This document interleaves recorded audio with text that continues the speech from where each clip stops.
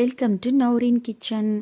இப்போது சம்மர் சீசனில் நம்ம குழந்தைங்க நம்மள்ட்ட கேட்டு ரகலை பண்ணுற விஷயம் என்னென்னா ஐஸ்கிரீம். இந்த ஐஸ்கிரீமை நம்ம வெளியில் வாங்கி கொடுக்கறத விட வீட்டிலே எப்படி டேஸ்டியாக ஹெல்த்தியாக எப்படி செய்கிறதுன்னு பார்க்கலாம்.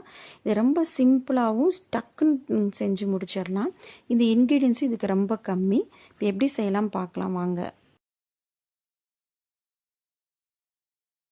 ஐஸ்கிரீமில் எக்கு யூஸ் பண்ணாமல் வெறும் விப்பிங் க்ரீம் மட்டும் எப்படி யூஸ் பண்ணி ஐஸ்கிரீம் செய்கிறதுன்னு பார்க்கலாம். இப்போ இதுக்கு ஒரு 1/4 லிட்டர் பால் எடுத்திருக்கேன். 75 gram milkmaid, 1/4 litre whipping cream, 1 table spoon white vanilla essence. First whipping க்ரீமை ஒரு செராமிக் பவுலில் நம்ம இப்போ ட்ரான்ஸ்ஃபர் பண்ணிக்கலாம். இப்போ பீட்டரை யூஸ் பண்ணி இந்த விப்பிங் க்ரீமை நம்ம பீட் பண்ணிக்கலாம்.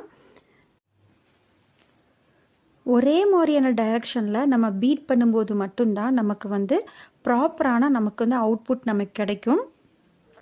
இப்போ பீட்டிங் மெட்டீரியலை ஒரு கிளாஸ் பவுல்லையோ இல்லை ஒரு செராமிக் பவுலையோ எடுத்துக்கும் போது மட்டும்தான் நமக்கு பர்ஃபெக்டான அந்த ஃபோம் ஃபார்மேட் நமக்கு கிடைக்கும்.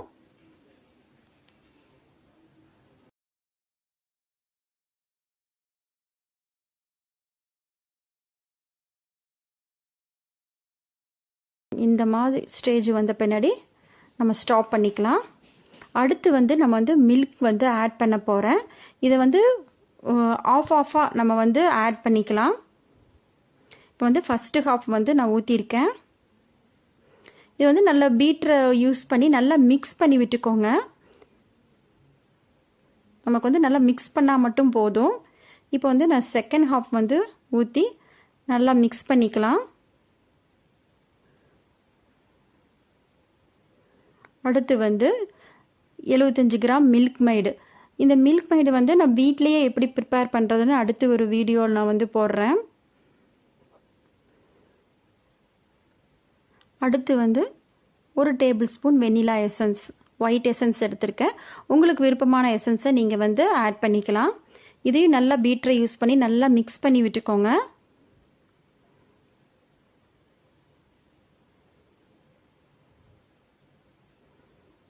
அவ்வளோதான், ஐஸ்கிரீம் ரெடி ஆயிடுச்சு.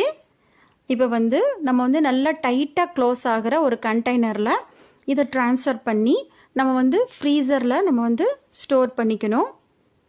இப்போ நான் ஒரு சில்வர் கண்டெய்னர் எடுத்திருக்கேன்.